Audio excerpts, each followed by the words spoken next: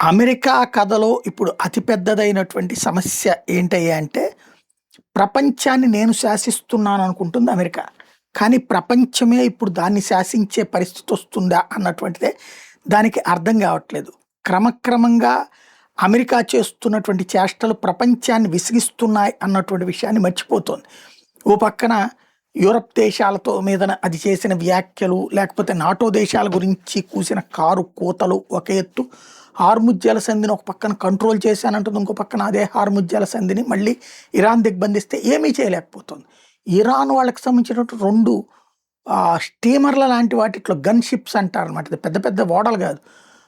మన స్టీమర్ లాగా ఉంటాయి. అట్లాంటి వాటిని కూడా కంట్రోల్ చేయలేని అమెరికా తమనేమో ఎలా రక్షిస్తుందనేది చెప్పాలిప్పుడు.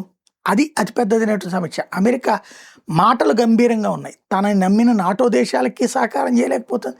తనని నమ్మిన గల్ఫ్ దేశాలకి సహాయం చేయలేకపోతుంది.